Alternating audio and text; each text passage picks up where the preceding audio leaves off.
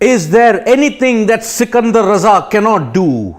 That was Ian Bishop's brilliance summing up that Zimbabwe versus Pakistan encounter in Perth. 43 were needed of 39 balls with 6 wickets in hand. Pakistan were cruising. In came this individual, Sikandar Raza. 2 wickets and the game tilted. In the end, what followed was vintage Pakistan implosion. Failed to chase down 131 and they went on to lose the match by 1 run, which puts them on the cusp of an early elimination in the T20 World Cup.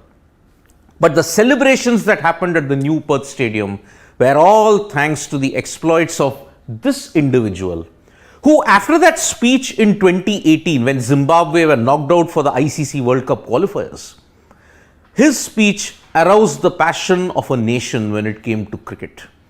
Heartfelt, straight-talking Sikandar Raza was one of the prime factors in Zimbabwe's memorable win against Pakistan. 3 for 25, 9 runs, he got the man of the match, although technically, in my honest opinion, Brad Evans should have gotten the man of the match for bowling a great last over and also hitting 19 vital runs. But what can one say about Sikandar Raza? 3 for 25 and also when 3 runs were needed of 1 ball, Shaheen Shah Afridi hit it to mid-on. The only problem there, Sikandar Raza, cool as a cucumber, collected it, threw it at the right end because Mohammad Wasim Jr. had already made it to the non-striker's end. He threw it to Regis Chakabwa. The keeper fumbled, but so good was the throw that Chakabwa had time to lift the ball and then break the wickets, and Shaheen Shah Afridi was caught short. 1 run, and Sikandar Raza played a brilliant role in that as well.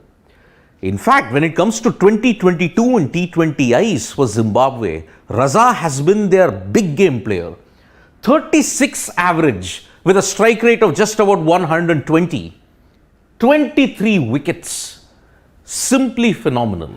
And that is why he has gotten praise from one individual and he channeled that praise to put in such a magnificent performance.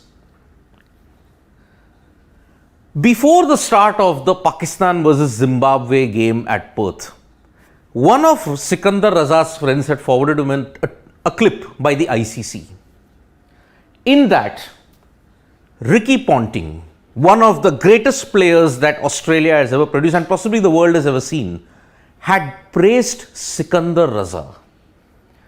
That praise motivated him to do very well against Pakistan. Now you will all be wondering, what did Ricky Ponting exactly say? He put him in the bracket of Glenn McGrath and Shane Warne, and it was for a very specific reason. Ricky Ponting in that ICC clip mentioned several very important things. He said, when those big pressure moments come, all best players want it. Raza has found a way to improve whether in ODIs or T20Is. Seems to know exactly what to do, when to do. And he quoted the examples of all those best players I know, Glenn McGrath, Shane Warne, they all thrive in big pressure moments. Shane Warne was the master of thriving in big pressure moments. So was Glenn McGrath. For Sikandar Raza to be put in that elite bracket, and that too by one of the greatest the game has ever seen, is really a shot in the arm. And he made it a point in that post-match presentation that I want to thank Ricky Ponting for motivating me. He was full of praise for Ricky Ponting and he was continuously trying to imagine how he could win this game on loop in his mind. He finally won it and has put Zimbabwe in a great position to potentially make it to the semi-finals because they have 3 points from 2 games.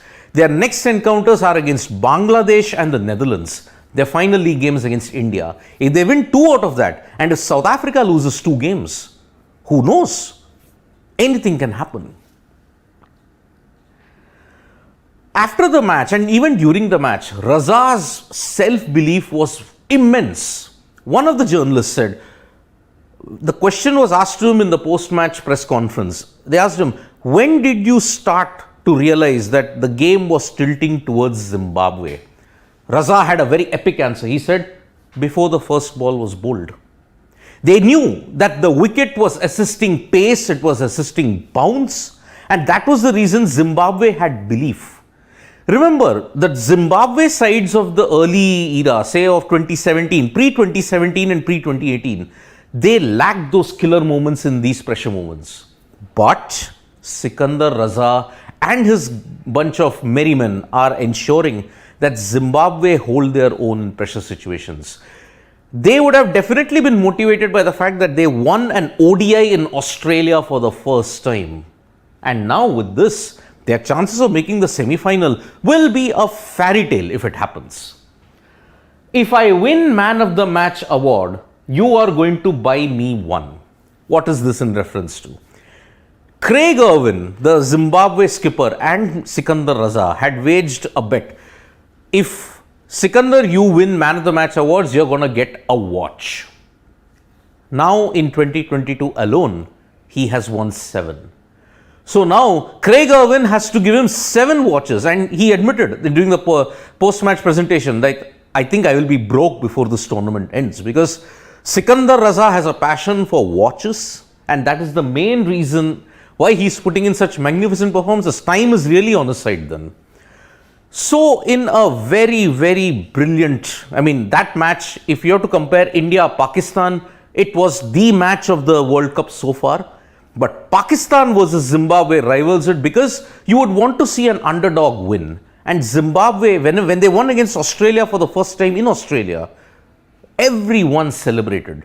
Looking at what has happened with Zimbabwe, Robert Mugabe's tenure, the exodus of several great white players, and also the lack of infrastructure and financing in the Zimbabwe team, it really makes for a very good story. So Sikandar Raza, man of the match, man of the moment. Brilliant indeed. Thank you so much, folks, for joining us for this live. We'll be back with more updates from sports today. Press the like, comment and share button. We are also there on Facebook, Twitter and Instagram, folks. Bye-bye.